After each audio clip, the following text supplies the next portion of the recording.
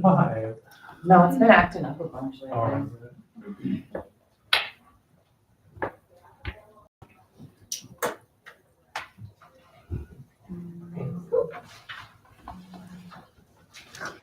Did you know that Rebecca joined? Oh, really? So she said, if anybody get money, I'm interested in that position. Yeah, because she's gotten into a really good place. Right. So I think, Oh. yeah, she'll do good. Yeah. I think I didn't print out this, the November 14 minutes. Why? The November 14 minutes. Oh, that's a typo. Is it? Okay. Yeah, it's July and She said whoever. April that need to be approved. Oh, okay, perfect.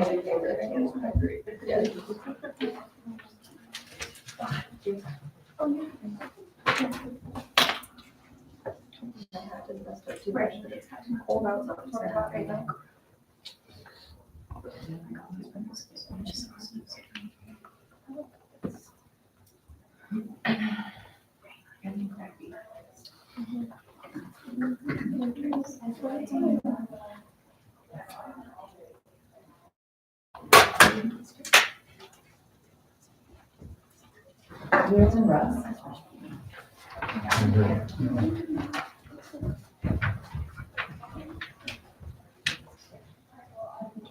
Hey Casey. Hi everybody. We're waiting for you. Were you really? Gosh, I hope not.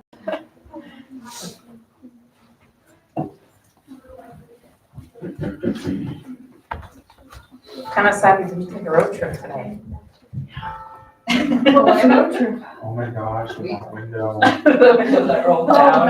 Oh, yeah, that was awful. The Suburban and the window rolled down as we were getting into the interstate. So, That was not fun. and you can see Casey back there, like with hers. Trying to ignore it, not working so well. That was rough. That's how long it is.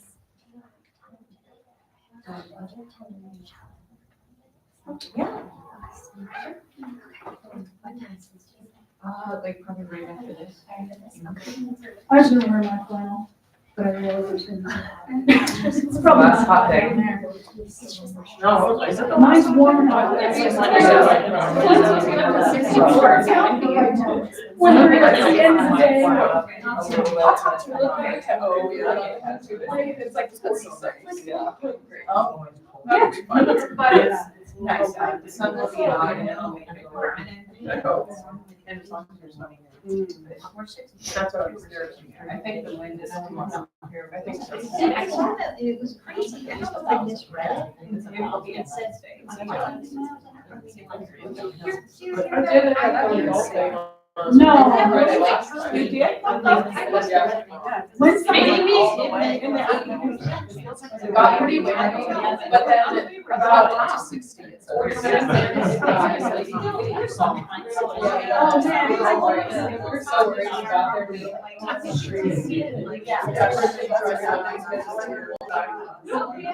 That's what I said, not. I know. We're so mad at ourselves. We're just quiet. Yeah. Oh, yeah.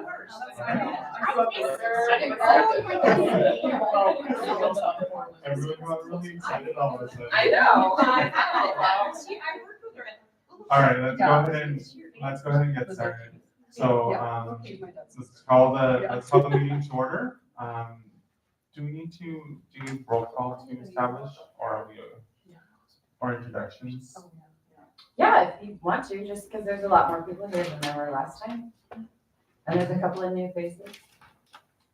Yeah, that'd be good. Yeah. Sue Hanson.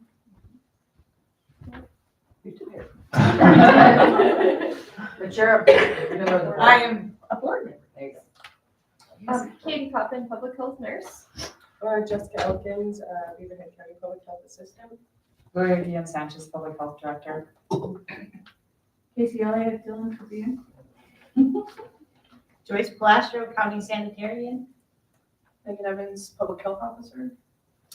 Erin Montgomery, I'm with Madison County Public Health, but I work for Beaverhead too, and I work with Be the Change 406. And these three kids will introduce themselves, and they are all part of our youth coalition. I'm Steve Rhodes. I'm the representative for the high school coalition. Olivia Wendland, I'm the president for the middle school coalition. And I'm Kelsey Robertson, the vice president for our coalition. I'm Devanne Weeks, I'm the project coordinator for Be the Change 406.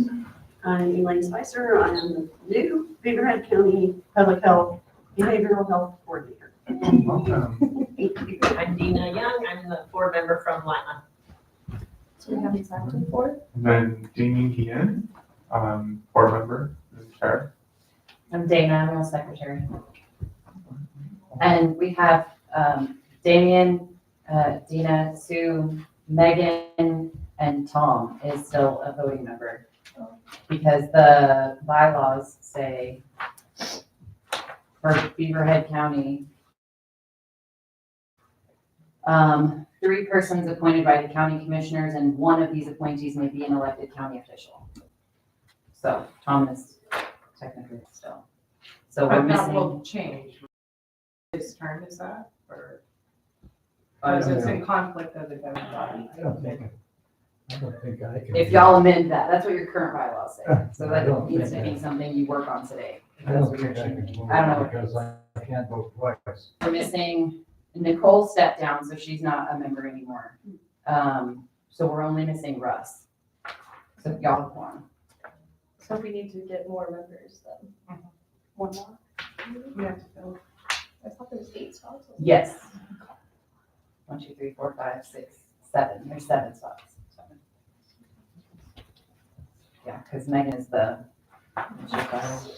Public health officer. Change it so Tom's. I knew it was a different title, it's just further down. So we need to find 2 members. Hopefully from a school or college, right? The school would be good. Yes, Or the hospital. and Nicole is hoping whoever takes over, because she stepped down because she's retiring and as of the end of December. And she's hoping whoever steps into her position as Dean of Students, I believe is her title, will want to step onto the board. So that's where we are right now. And then our representative that was here moved, right, Johnny? Yeah. Yes, Johnny was the provost, and then they're filling that position like this month. What? You know more than me on that. I am so sorry. The provost The position provost. is not getting it filled this month. Not this month. Correct? Yeah, no, But- it was a failed search. Oh, So- darn. Yes, so my husband is now acting provost for now. Okay. Does he want to be on the board and all? Doubt it. He doesn't even want to be provost. Exactly. Well, I think, if we do have some of these vacancies, just like how I was recruited, it wouldn't be a bad idea to, go ahead and just advertise in the community and see if there's Yeah. any And then- opportunities for that. Officially in, I believe, November, the commissioners advertise for any vacancies on the county boards through the papers. And then we accept applications and then they get appointed in December. So that's upcoming also. That's a good time. Right. All right, well, thank you so much. Let's go ahead and get started with the agenda and, have some updates from our programs. So. It looks like Tobacco tobacco prevention. Perfect. So First of all, sorry, I slept weird, and so I can't move my hands.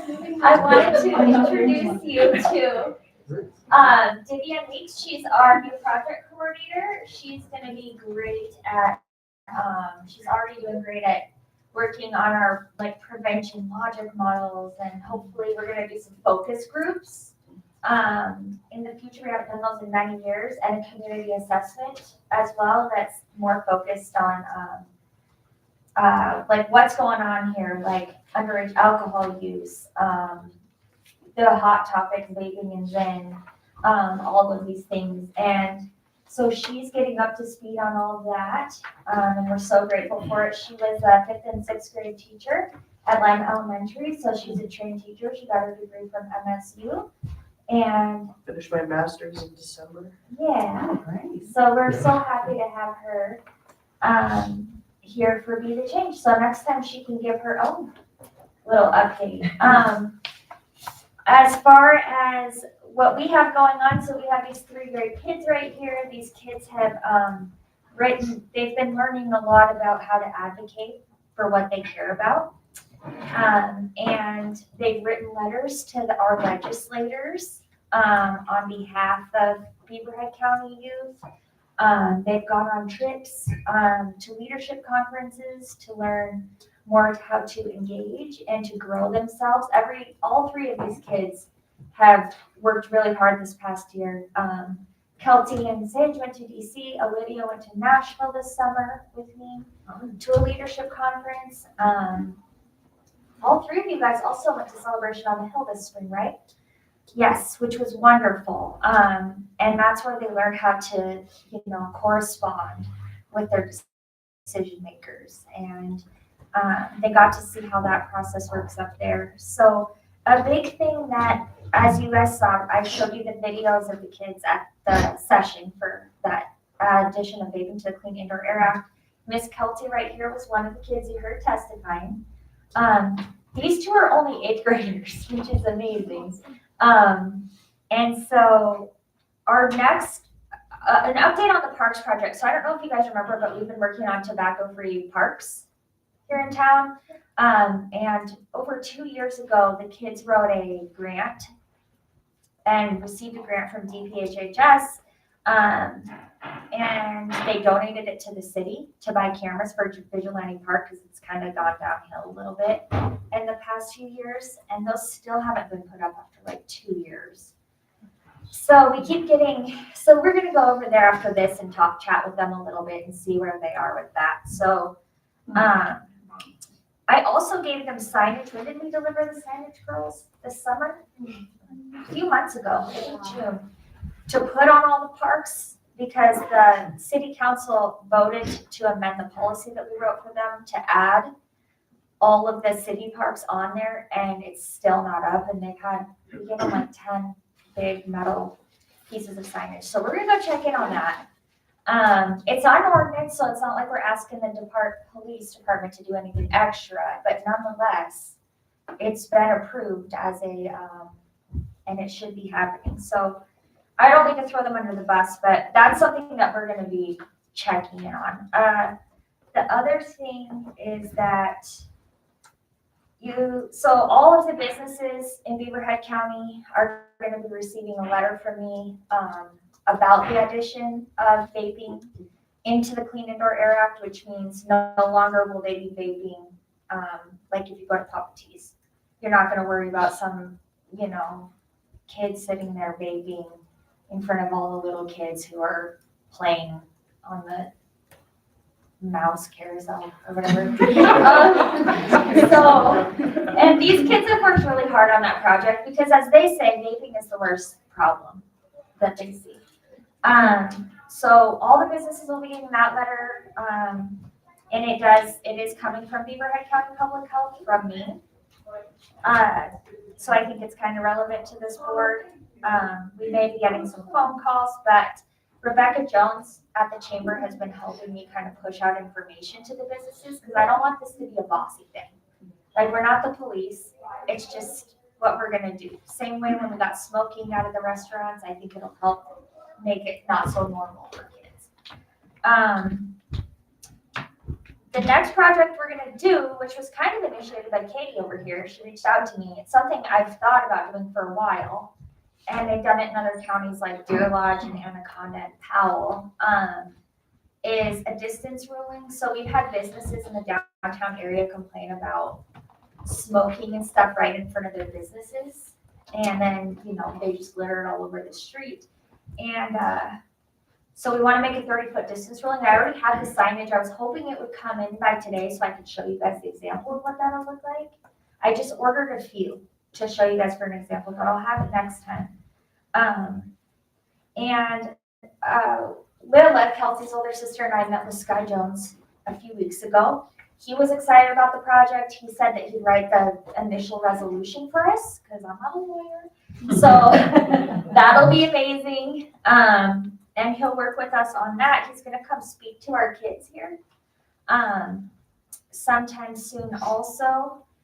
And then we'll start with a resolution and eventually we hope to take that up to an ordinance. But we'll start small. It's always a great lesson for these guys, so we'll do some community surveys on it and see how people feel. Maybe we'll focus on the businesses first and get some surveys out to them and get some data compiled back. So we have some credibility for this. Gonna do some focus groups too with some business owners and also with people around the community to see how they feel about it and if they would like that. And then we'll host a town hall too, so that if people hate it or love it, they can come show their support or tell us why it's a bad idea. So it's gonna be a fun project for us, I think. We'll make it fun anyway. And they're gonna learn, it's gonna be a lot more than these three. It'll be our whole advocacy committee. And they're gonna learn a lot from it. It'll be really cool. Erin? Yes, ma'am. For just a sec? Yeah. Isn't there already is there a 30-foot rule with just government buildings? or- Yeah, just with government buildings. Okay, or if it's like the hospital, That's what I was gonna say. Some places like the hospital or like Pioneer Care or something like that have adopted it too, but we're hoping to kind of make it like a county-wide thing, just to clean up our I downtown, agree. Well, it walks them through the doors and so then. Yeah. Well, yeah, no litter, like you said. Yeah. I mean, it's not like we're asking people not to eat a cheeseburger for business, so it's not like we're really being that controlling. It's just something that I think anyways in this room, we can all agree would be good. So yeah, that'll be fun. We're gonna get a media strategy too in place so that we can start doing some stuff on the radio. And I'm actually hoping to meet with their marketing guy, Renee Lucendas. And I'm hoping to get us a little insert every week or once a month in the Tribune from now on so we can talk about what we're doing. And I just think it relates so much to the Board of Health because, this is public health. So we would love for Katie, and I have talked about how we would love for Damien, if you want to be on that committee, because we want it to be a collaborative project so that public health can also say this is an initiative we worked on too. And then if anybody else on the Board of Health wants to work on that project with us, we would welcome it. Even if it's just giving a little bit of your time. You don't have to fully commit to the whole thing, but if anybody, or even write an impact statement for us or something like that about why you think that it would be a positive thing.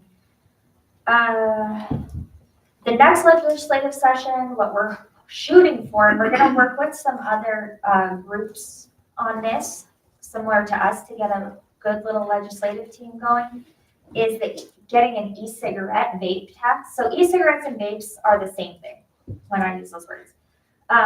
For the state of Montana, because right now we don't have one. So we have an alcohol tax, we have a marijuana tax, we have a cigarette tax, but there's no tax on those. And I think this is something that's acceptable to tax, that's part of the reason why kids quit smoking, because kids weren't smoking anymore when vapes came on the scene. Like it wasn't, we were in high school together, it wasn't cool when we were in high school, right?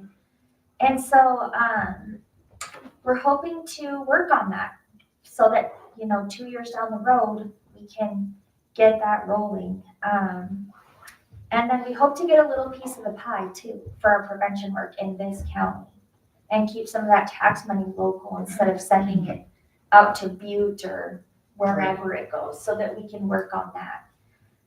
Cause really girls, wouldn't you say that, so the difference, between intervention, that's when it's already addiction and stopping it, and prevention, right now, if we want to do prevention, we really have to go all the way down to like 4th, 5th, 6th grade with vaping. Yeah, and I remember when Olivia and I were in 4th grade, we had people already vaping in our grade. Yeah. This is when it was starting to get really big when we first introduced to younger viewers. Yeah. And I think that if we can get to younger people sooner, it'll help lower the vaping percentage of youth. And at that age, they start to like hear about it and they don't really know the effects of it. And it's really sad to see how they can get addicted to it and like don't know how to stop. Yeah. So intervention, high school's already practically intervention with this. It's not the same as cigarettes or alcohol. It's like starting so young. So we're hoping to work on that a little bit. We haven't started that yet, but we'll get that ball rolling.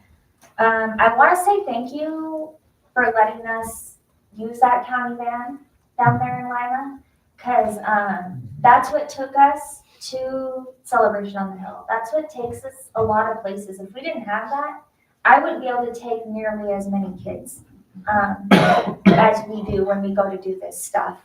It took us to our youth outdoor retreat this summer. Even to the airports.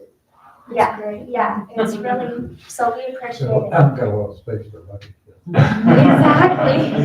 And it also, it gives other students the opportunity, if they're newer committee members, because I know that Sage, Olivia, and I, we've been doing it for 2 or 3 years, and for new, committee members, to have the opportunity to have these experiences like we are, it's really helpful and a very good resource. Yeah, That's what it's there for. yeah, we appreciate it. And so, this year, because the kids went and talked, Brody, Colonel, and Lila Giberson went and talked to 5th graders last year with me. And we usually we usually struggle to recruit 6th graders.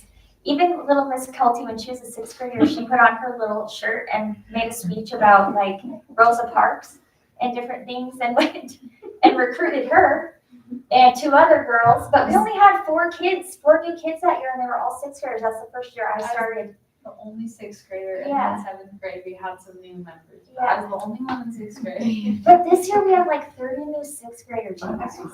What's So that speaks to the work that they're doing. I mean, we facilitated structure, but these guys are learning their leadership. And for example, we have kids that want to grow up and be a teacher. Brody, he wants to grow up and be a teacher. He's not trying to grow up but he still learns that as a teacher, you can do this kind of work. It doesn't matter what position you hold in the community. You can still do this kind of work because it's your community. So yeah, and 75% of them are boys. We're usually girl heavy in this I work. know, there were like 6th grade girls, and the rest were boys. Yeah, so that's Which really never cool happened. too. So we're working on some mentorship. Our high school boys have a plan to get those, November 21st, they're gonna get all those 6th grade boys together and they're gonna play dodgeball or something. So we're gonna start doing more stuff like that to keep the engagement going. Like the meet and greet, so they can get to know some of our older members, because it is kind of difficult when you're younger than most of the members. So it'll be a good way to reach out to the 6th graders and make them involved. Yeah. So we're powering up, guys. So when you have stuff that you think that aligns with us or something that we should know or anything like that, we're doing a little cyberbullying and trafficking stuff. Our high schoolers are working on some trafficking stuff because we're right on the 15th. And so let us know, and do you guys have anything? I can ramble on, you know that, so do you guys have anything? They know, you know. So do you guys have anything else you want to say? You want to talk about Weimar a little and how you guys have really, We work with Lima a lot, and so we can be more involved with the whole county. And they're all really, really great, and their relationships we wouldn't have without the coalition, and they're really fun to work with, and it's really great experience. So it's good to know all of the kids, and they're a really good group of people, and with it growing more and more, and we're seeing a lot more connections with outer coalitions. So we're going to try and expand those to smaller towns in the county, so that way we can all be one kind of a unified county. So with the smaller towns, we were planning on doing a rural school outreach to reach all the small schools that don't hear about this stuff as much, so that like when they join public schools, they're not shocked by all the things that are in the schools that they don't have there, and that they don't get pressured into doing stuff that can affect them forever. So Sage went to Rikely School through 6th grade. Yeah. So we're gonna work on a little project. We just want to connect all the kids in the county. It's always been like you, and I mean we can do that. We're allowed. So yeah, I think that's all we have. Thank you guys. Wonderful, thanks for the update. Do you let me know, because I'm more than happy to be part of that board that you're talking about. You are okay. Amazing. Yeah, I'm happy to help in any way that I can and support. Okay. I'm sorry I wasn't able to coordinate us all together I the know. week before this meeting. I know you guys have a ton going on. Well, So I was we're gone thinking. for 2 weeks. We were thinking November. We can have a meeting with some of our kids and then you guys and get together and establish a plan. I can give you guys whatever resources I have too. So, Thank you. That's perfect, yeah, just reach out to us and then. okay.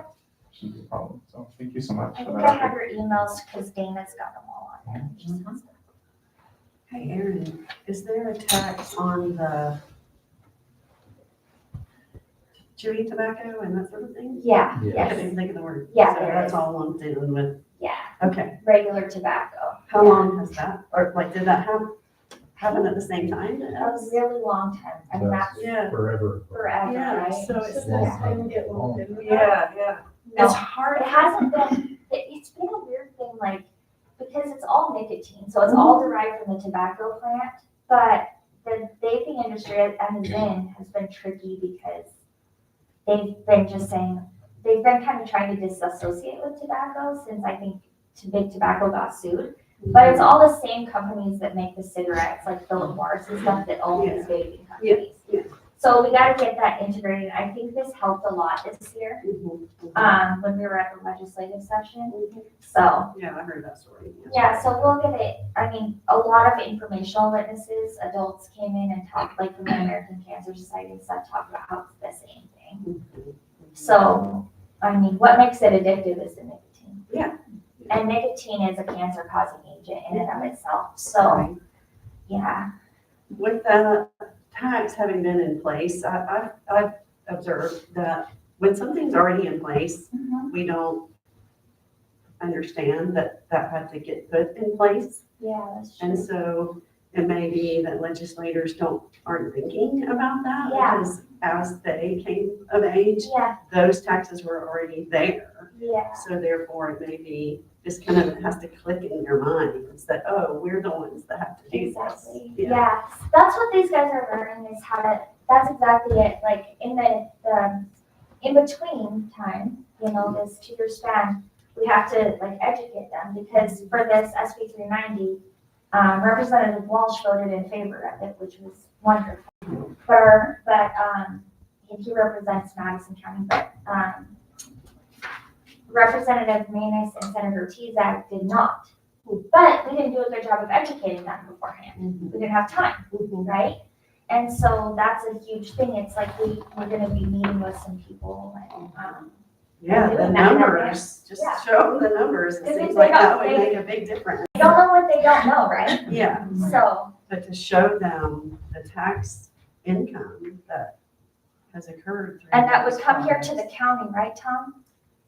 Depends on how it's written. Yeah, just like our alcohol, every- We get some of everything, but not all. right? So that's something to think about. Yeah, and I think it's 39% of youth in Montana are, that have taken, like surveys that they have used cigarettes or vapes. So like 39% of Montana youth have vapes, so it is a growing problem. That is, I think, a survey taken in 2021.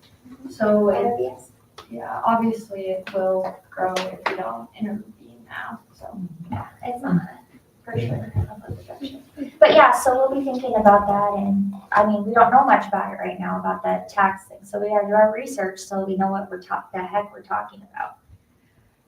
When we present it, but There is a lot of data on taxing, lots of things, but there is a sweet spot with taxing, particularly with tobacco, where you hit a point where people do decrease their use, but then once you tax beyond that, use increases, which is weird. okay. But I think it's because things get so expensive, people start smoking down to the absolute filter and things like that. But there is a lot of data on it, so it's like you have to find that sweet spot and not go beyond. You can't tax it, $50 a pack. That's really good to know, actually. Because it'd be great if we could get one of our legislators to help sponsor something. That'd be cool. So. Cool, thanks, guys. Thanks, Sarah. Thank you. All right, let's move on to the public health. update. Public health, yes. So this ties in really well with what our behavioral health coordinator, so Elaine Spicer is our new behavioral health coordinator. She started this week. And so we got a grant, near-term initiative number 11, for 2 years, so through 2027, to hire a part-time person to do behavioral health work in the county. So that's gonna be really cool. I think that she'll be working a lot with you, and I feel like it all ties in together. The behavioral health aspect, mental health and addiction, all that stuff. So, thank you, Elaine, for choosing to work with us. So we've had a lot of changes in public health as far as our staffing goes. Our public health nurse stepped down the end of July. So we are shifting Katie. She is now our public health nurse into that position, leaving the public health interventionist open, but we also closed that, thankfully.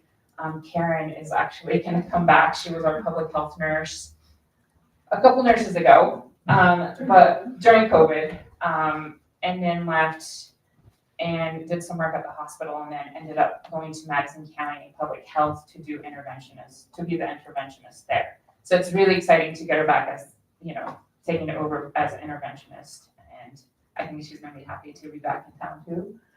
So it's gonna work out really good. So the downer with the public health interventionist position is that we for sure, knock on wood, have funding through, again, 2027. So, we had to be transparent with that when we posted this job. We don't know what's gonna happen beyond 6/30/2027 with funding, as it could possibly go away or, maybe less. And she's close to retiring, so she's totally okay with, getting with us on board for 2 years and then, kind of up in the air after that. So that worked out really good. She's gonna be a really good fit for that, because she has been doing this work in Madison County, and I think she's gotten really good at it. And then also being a backup for Katie as far as immunizations and family planning goes. It's a huge plus. She's an RN, so we're really excited about that. So she'll start at the beginning of November, so we should have a full staff the beginning of November. So 4 full-time, and then our part-time, we have a bonus, a part-time behavioral health coordinator. So that's really exciting to move forward with that. The last time we met in Lima, I talked about the bike rodeo that we were going to be having the end of July. We did have that. It went really well. We coordinated with the bike camp coordinator, Brooke, over there. We had 57 kids participate. So 57 kids showed up with a bike and a helmet to participate in there was 8 stations. We had a total of 15 volunteers plus our public health staff. So I think we had 16 or 17 or 15, 16, I think we had 18 total people manning these stations. We had 2 people per station. So there was like a helmet check, the bike safety check, like there was an obstacle course. I think it got our partners really excited about it, and they want to do it again this coming up here. I've been in contact with Johnson? Graham. Oh, Kelly Graham. Kelly Graham. She said she had mentioned she had applied for a grant to get helmets, and so I have to follow up with her on that and stuff. We got a handful of helmets too, and then Matt from the bike shop in town. He unfortunately had to bail on us that day, but the city put on a safety fair a safety fair a couple weeks ago, and he did that and helped check bikes, and we got some safety poles, and so he has some of those things that he can install for anyone that needs them. So at his bike shop, we gave him a few helmets and then like safety poles in case kids wanted to get those installed, he can do them. So at no cost. I have been meaning to tell you, a couple weeks ago, the elementary teachers in Lima, we only have 2 now. Okay. They requested that I ask you if they can do a bike rodeo this spring before school gets out. And that's what, Matt just emailed me the other day, and he said he was gonna do some sort of presentation, so he wanted pictures. And he's like, we should do it again, but we should do it in the spring, as the weather starts to get nice. Yeah.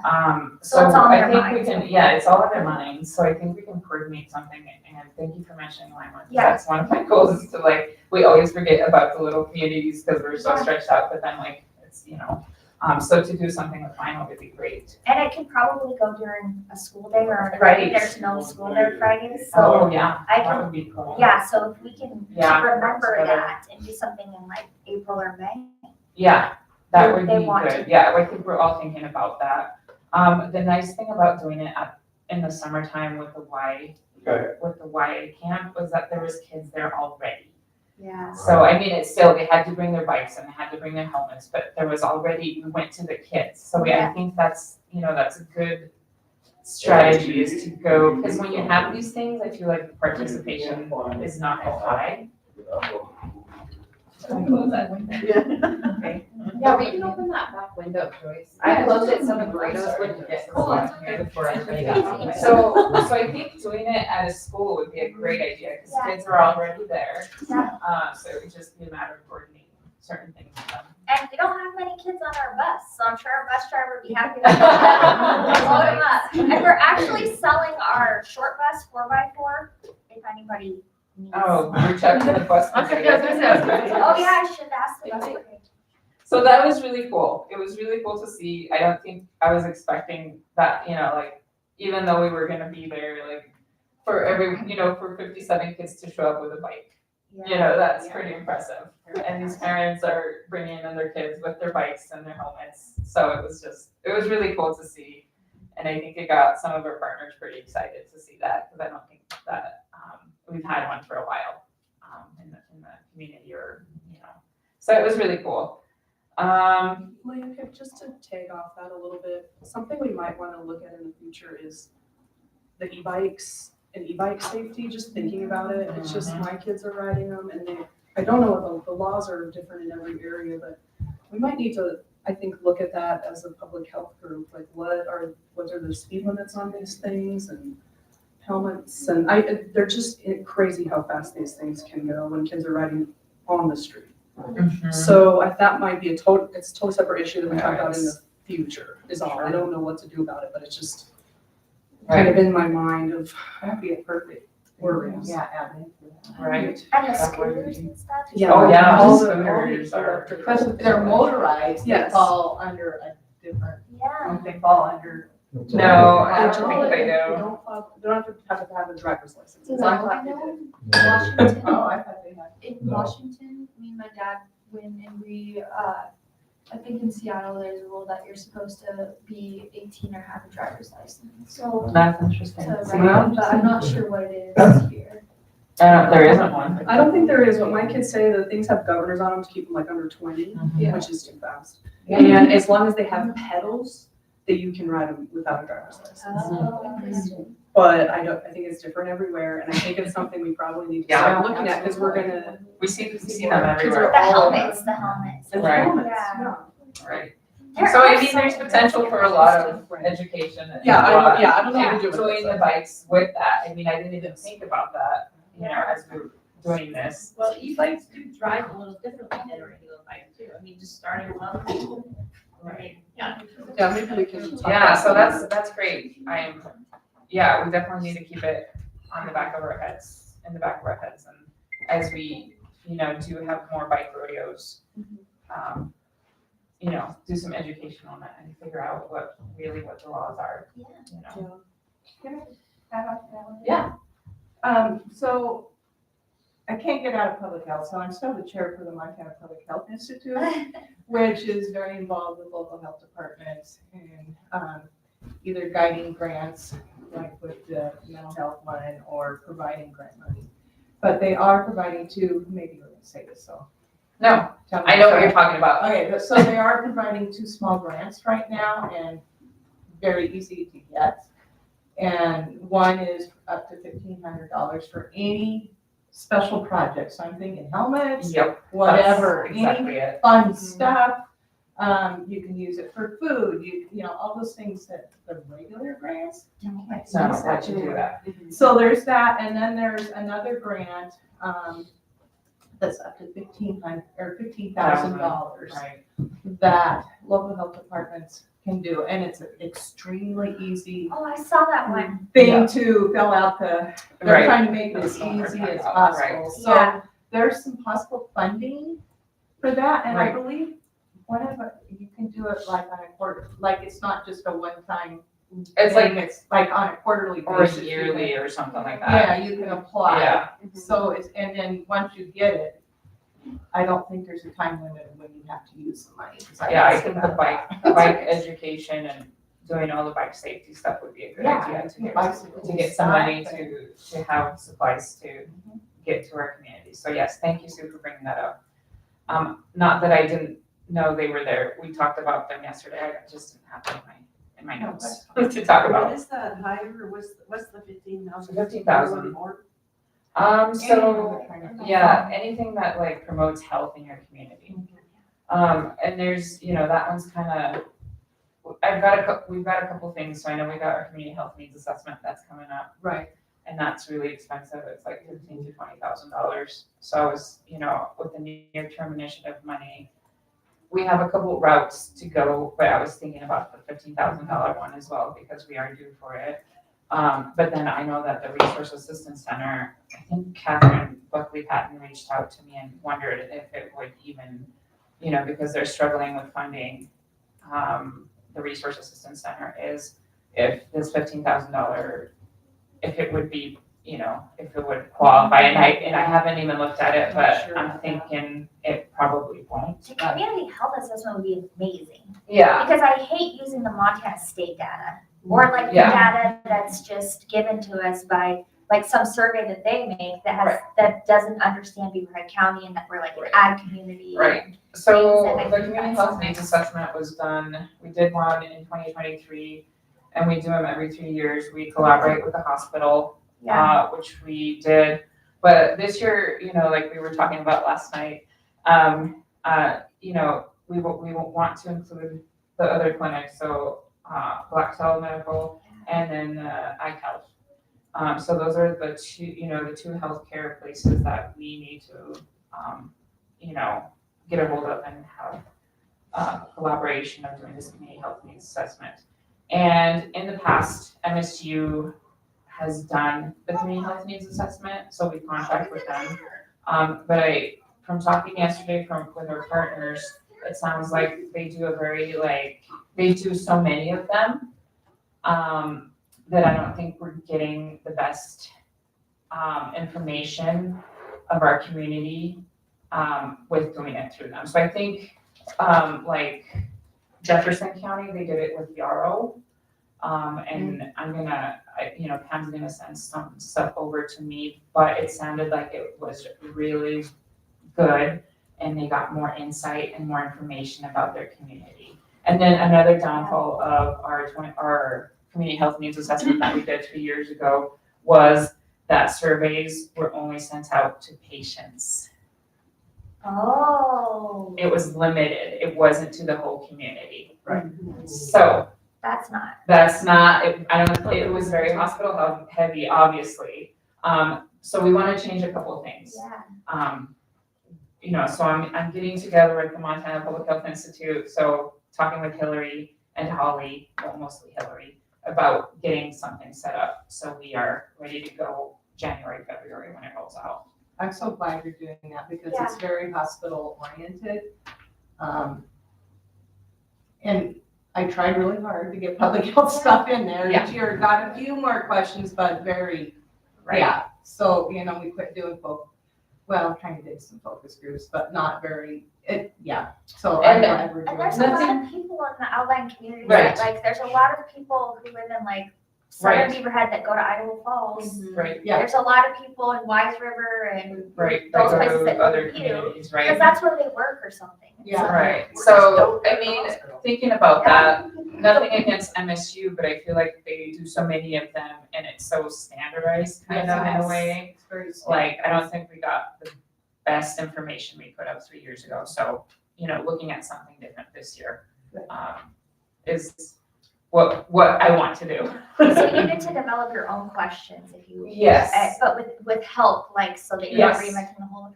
If you wouldn't mind getting with, like, if you wouldn't mind if I could give some input on some of the Yes. things that have to do with kids, Yes, that would be cool. And that's- Just when it's time. And right. And And that maybe the was, outlying communities too. I could Right. talk a little about. and that was, you know, so another thing that we did was state of mind with the Beaverhead prevention specialist, Miranda, at the time.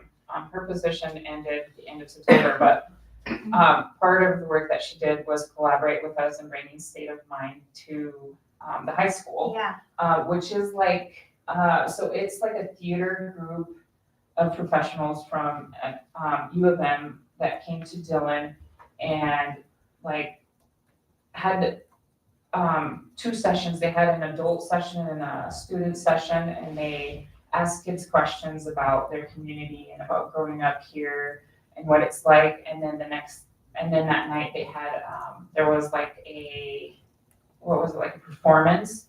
So based on what they heard during the day, they did a performance for the community about, you know, what these kids were saying. So that was really impactful because, you know, we forget to have input from youth, and that's really where we need to start at, you know.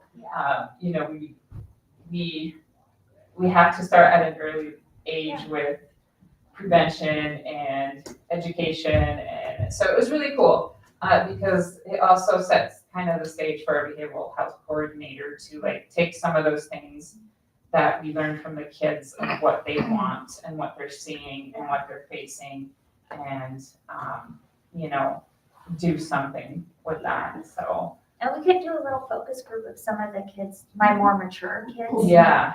So, I mean, it's really exciting. I think everything kind of happened at the right time. And then at the time, you know, Elaine, we hadn't hired anyone yet. You know, we're barely doing interviews, but I'm so thankful that Elaine went to those anyways, and I didn't even ask of her to be there, but she was there and, you know, kind of heard that. And there was a community discussion the next day about it. So we had like school and we had the Women's Resource Center and just kind of had a conversation about, you know, mental health and behavioral health in the community. So That organization is amazing. What they did was so cool. I don't know if any of these kids were part of that, but the adult version that they did with us was really amazing how they were able to facilitate a discussion and so creatively.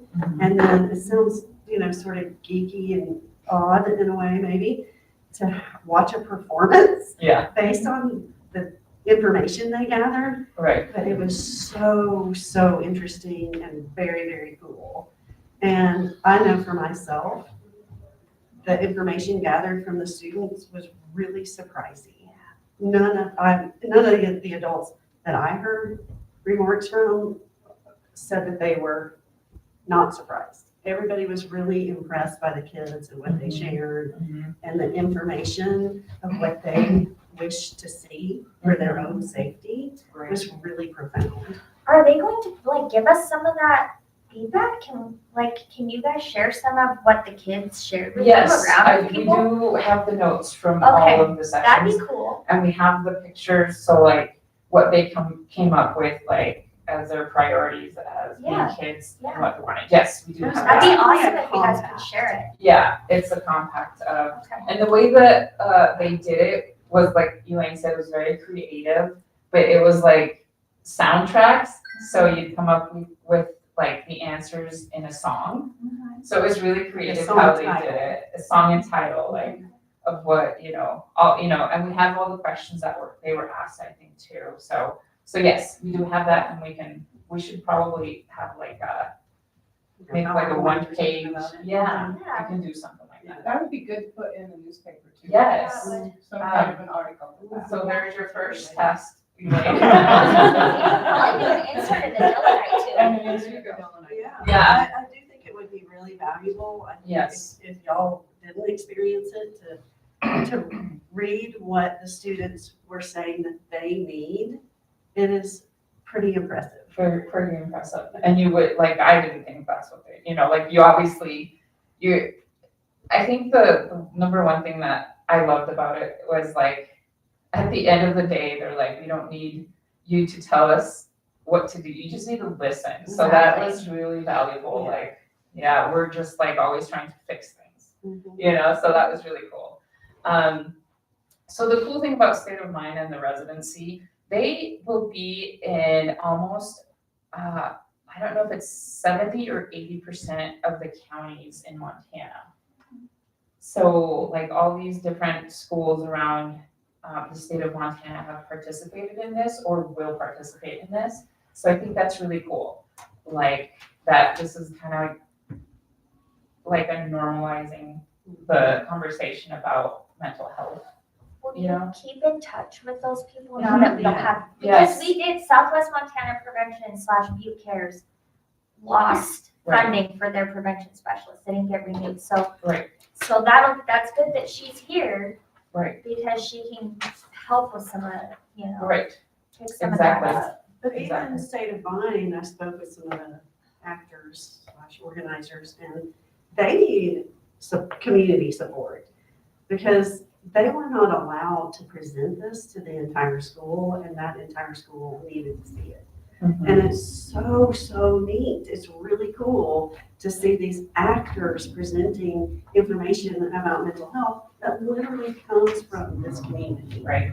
And the fact that only 12 kids got to be involved made me really sad.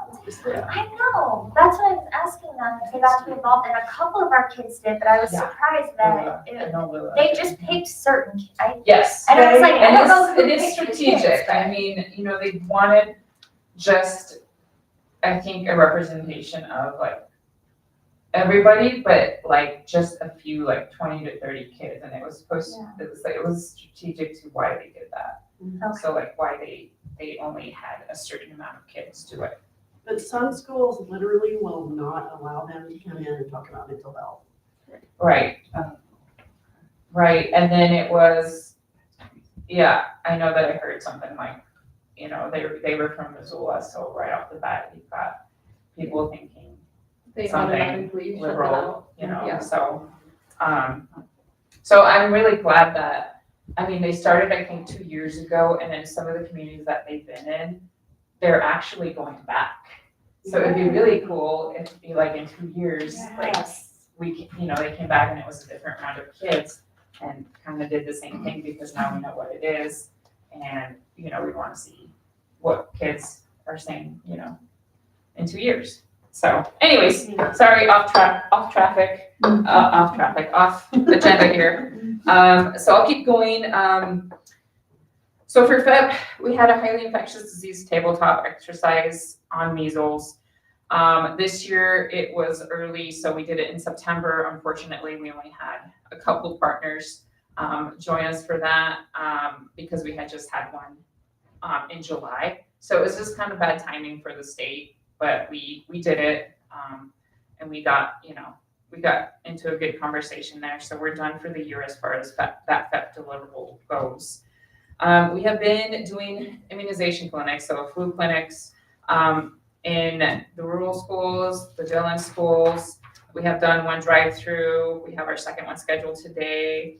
Between all our offsite clinics, we've done around 127 vaccines, mostly flu, a few, COVID, but mostly flu. We are doing immunizations for COVID, and we've had a pretty good response, for that, actually. I was impressed. I didn't know what the response would be, but it seems like the same, just the same, people that we had last year are coming back and seeing us to get their to get their COVID vaccination. I'm there. And we've been having, immunization clinics every Wednesday, just like normal, and those have been pretty busy for us as well. And thank you, Sue, for volunteering for like a week, a few days. So Katie, we had planned some vacation, and Sue volunteered to help us with some of our clinics. So thank you, Sue. Well, I think the other thing too that's important to point out is that the ACIP, the Advisory Council on Immunization Practices, has changed some of their guidelines that are really they don't align with actual medical data. So we have elected to follow the American Academy of Family Physicians and American Academy of Pediatrics recommendations for the vaccine clinics this year. What are the Thank you. changes? Can you say the changes? Or They differences, I should only say. recommend COVID for people 65 and older. And the previous guidelines were for anybody 18 and older. And then the pediatricians recommend it's 6 to 21 months or 24 months. I'm not sure. It's a window where the babies are really susceptible. So you're following the guidelines for those, the ones for 18 and over and that small group of children. Okay. Yeah. And we got that. We got Yeah, I the got standing orders like that. Yes. Yep. So I can thank go, you. since I'm not 65. Well, 65, I'm not 65. You're not officially a senior yet.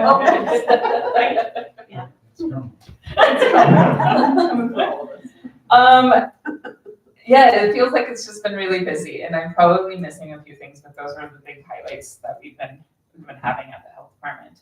And everything seems to be going well as far as like our grant funding. As far as this year goes, everything's coming through. Feb actually just sent out a task order, which I messaged you about, but there's going to be an additional $10,000 for tribal and local health departments to use for public health response to influenza A, H5N1. So that's really cool. So we get we can use up to $10,000 to anything that involves influenza A, Is that a H5N1. different flu vaccine than the one that's? No. So this is just to so it would be like testing. It would be like anything that supports like the flu, giving the flu vaccine. So like supplies. I know that our medium cooler does weird noises and it's not very stable. So possibly, replacing that. I know they're expensive. They're like $1,000 each or more, right? Our data loggers, one broke.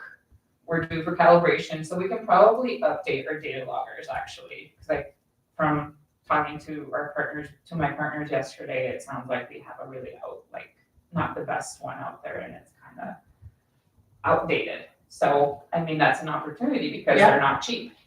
So we can do activities. We can do. I know that they're Sam Sage that does the flu reporting at the state. She sent out an email yesterday too. They're doing their own little thing where we can do 25 influenza tests within our jurisdiction to do subtyping at no cost. So, I gotta get together with, To the hospital. and you guys, we gotta reach out to see, Yeah, so- collaborate to get. so there's like a push for, doing testing for influenza. Is that a deliverable based funding or do they give you the funding? You know how that. It's deliverable based, so it's like, So if you do this, you get this much. so we're gonna sign a task order. If we don't use any of the $10,000, we don't get penalized, it goes back to whatever. But we're gonna try to use it, it's there. We submit, our receipts and stuff, and then we'll get reimbursed. So that's a great opportunity for us to get some of our equipment updated. We don't need a fridge or freezer, but I mean, if we did, we could use it towards that. So that's it for now. They're supposed to start drilling concrete at 10 o'clock. So, Well, what's that? she said yesterday they were supposed to start at 10, but they have so much prep work that they didn't Yeah, actually they- start they drilling don't until know. afternoon, so we have. But it's hard to say all of a sudden it could start. Okay. They'll close this Yeah. and then just elevate your voice. Okay. Okay. Yeah. Do you have, current flu data right now, like where it is, any in the state, or if it is, where is it? There is in the state, we've had one case in Beaverhead County. Already? It's about 2 weeks ago. Yeah. Oh, Right off the get-go. Yeah, like PCR or rapid? It wasn't rapid. it was a PCR. Yeah. I wasn't here. Was it A? Yeah, it was all of them. Wasn't it A It was- and B it and was- something else? Yeah, it was all of them. It was a sick individual. It was a sick individual, like Or how they get them all in the tube. yeah, so it was. We haven't had any. I mean, we haven't had any. I wonder if that's like a one-off weird. Yeah, it could have been they traveled or something, like, Yeah. we don't investigate individual flu cases, so I don't really have the details. We just report each case. Yeah, it was just something that was reported from the lab. That seems like an error to have that many. Oh, it was, this I can tell you on the little dashboard. kiddo was pretty sick. I think. Well, Anyways, we haven't had any in the clinics. Okay. We've been testing, but. And I feel like what we've heard from the state is that it's like started, like it's not gonna be an early season. So they've had like a lot more cases and right now than they have like in previous years, like usually it's later down. on the Montana dashboard today, we're at 26 cases in the state with 1 hospitalization for flu. Are they everywhere or? like all over the state? They're not really showing me the. Are we accepting counties. rapids now, or are we still on just PCR confirmed? Are we, because we haven't got a 20%. They said, when she sent me my email, she said all cases, so I think, Okay. Because usually they wait. until there's yeah, and I 10%. didn't see that this year. Yeah, I don't think that they have that this year. Makes sense. Do you have I anything? don't have my Katie? email on here. No, I don't have my email on here. I can get back to later with where they're seeing more cases. I believe it was Zula's were the first ones in the state were Well, I identified. heard that, but then I heard it was hearsay, so I didn't know what to think. And then I guess we always usually see it in June and then we see it, so I just Right. kind of gear up. Once we Yeah. start seeing that, but. Sure. But yeah, I can look, my weekly emails that I send out usually have the little, there's a link you can see and it shows you which counties have how many cases of what. So I'll find that. Okay. Sorry, we took a. No, That would thank you. be You very the hour. guys had a lot going on. All right, I don't see Tom, are you gonna be providing the meeting notes? Tom is actually at, I believe, another conference out of town. He's had a lot this month and, so I don't have anything for emergency. I know he was up in Lewistown for a DES last week, but I don't have anything right now for that. All right, well, I'll let you continue with the sanitary report. Okay, sanitary report, well, I think I mentioned this before, we did get an FDA grant this year, it was about half of what we got last year, but they did designate $3,500 of our grant had to go toward training. And because we are on the Food Safety Standards Program, this year we're working on HACCP, which is Hazard Analysis Critical Control Point, which basically is a training for food production. And in our county, the biggest food production that we have is beef. So because of that we're so meat related here, I found a workshop in Iowa at Iowa State University, and Tom and I went the first week of October for a grueling 3-day. It was very intense, and they handed out this probably 5-inch binder. We went through the entire rules of all of it, and at the end was a test, and I got 95. And anyway, but the point is, it was a lot of information, and I guess I never, because we don't have huge industrial plants here. We have smaller meat packers here that we deal with. But seeing it on the scale that they deal with in Iowa, there's some pretty big food production, and how they go in there and actually have to sanitize and clean all of that machinery to make sure that there's no pathogens left on that stuff. And occasionally why we get these food recalls is because they miss it. They miss some place in the machine, and then, their food gets contaminated along the way, along the production line, and then there's where these big recalls happen. One of the things I did learn about listeria, which is becoming kind of a bigger problem in the food industry, is that it's basically dirty equipment, and it turns out that 85% of listeria cases come from cured meats, like cold cuts, I guess, if you want to call them. So they actually, to the point where my daughter-in-law, who's also a pediatrician in Colorado, told me she's pregnant with our first grandkid and due in a month here. And she told me they don't let pregnant women eat cold cuts anymore because of that, because listeria can be really dangerous for pregnant women. So she's like, I haven't had a deli sandwich in months. And I'm like, well, good, because you don't want to after that. I was texting her during, don't eat anything. And she goes, I haven't. So yeah, I was like, don't eat cold cuts. It's really bad. Anyway, the point is that I learned a lot of things at Tangent too, and we got to meet some really neat people. That a lot of the people taking the course actually were smaller meat production, kind of like Beaverhead Meats, that were in the Minnesota, kind of the Midwest, South Dakota area, and they came to this. And so we met some really nice people that have small businesses that want to make their businesses safer. And that was really interesting. So we had a nice time. And again, that was paid for by the FDA. And then as far as right now, I'm trying to just finish up inspections for the year. I have quite a bit of paperwork to do to finish our standards so that I get the other $10,000 of our grant. So I have to work on that before the end of the year. And I've just been running around a lot just to try to get as many, get the inspections done, because I'm still not, there's still a few out there I need to get to before the year's end. And so I'm trying to think of anything else I can think of, but that's pretty much the main thing was that training. And other than that, anybody have any questions about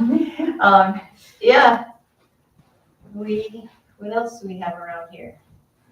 So far, it's been a pretty good year as far as complaints. I go right over there when I hear something, and the people that I have issues with know that I'm gonna pop in without kind of telling them when. And we do have another coffee shop going in here, and probably about another week, where African Oasis used to be. Carrie, she is doing a piercing studio, and she's always been really good with her business. I've never had any complaints with Carrie. But in the back of that is an actual kitchen that was licensed at one point, and she's going to open it up as a coffee shop so that it will be, you can have a coffee while you're getting your nose pierced, I guess. But we've had an uptick in mobiles this year, and that's because mobile businesses are a little cheaper to start than restaurants. And so one of the ideas I'm kind of floating around in my head, and I need to talk to the fairgrounds, but I did talk to Commissioner McGinley about this yesterday, was having a public water and sewer dump site over at the fairgrounds for these trucks, because trucks that get their water from a well, technically that water should be tested before they're using it for the public. If we put them on city water, that is already tested. It's mandated that they have to do that, and so the city's constantly testing their water all the time. And I think it would be great if we had a place where we could tell these food trucks, just go over there and fill up your water tanks. And then when you're ready to dispose of your gray water, you go over there and put it in the sewer. Don't throw it on the ground or wherever you are, because that also can become a big problem with this proper disposal of wastewater. So there's other reasons to have it. If we have a work camp, which the hospital just got approval for by the city, where people can bring their RVs, but they don't have a water and sewer hookup over there, then the people have a place to go to, Rocky Mountain Supply has a dump site, and it is free over there, but I guess if we send everyone over there, eventually they won't make it free and it won't be that accessible, but I think it'd be better if the county actually had one at the fairgrounds. So maybe we can figure out how to get that done. I'm just gonna work on that with Justin and try to figure out how to do that. And then other things is food safety training, which has always been hard to get somebody to come to our county to teach the Serve Safe Manager level course, which one person is supposed to have that in every food establishment. This one gal wanted like a $7,500 upfront.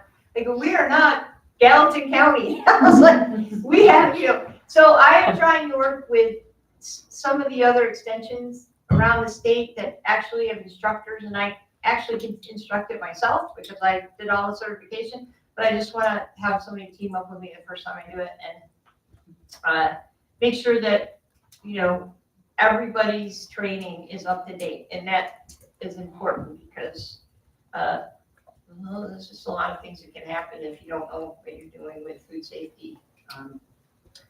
But I have to sometimes give crash courses when I'm on an inspection because some people are just new in, and since COVID, it's been kind of crazy. There's been a lot of turnover in the industry in the last few years, you know, just. But luckily, most people have it, the training, so, but we still, I'll be working on getting a course together in 2026 so we can get people up to date, so. Other than that, really, pretty much everything's going great. So, yeah. All right. Yeah. Thank you, Joyce. Yeah, you bet. All right, opening up for any public comment. We do have a neurovirus outbreak. We had one at the nursing home. I think it's getting better. It's still going. Well, one patient is kind of lingering, but they're better now. So anyways. That's good to know. It's tough. And awful. All right, any other conversation before we move into our action items? All right. Barely getting there. All right, so. It's the 4-hour meetings, we're all right. And they're getting intense. So let's go ahead and start on our action items here. For old business, this last meeting in July, we didn't have enough board members to actually establish a quorum. So we are looking to approve the minutes from the April 11th meeting and July 11th meeting.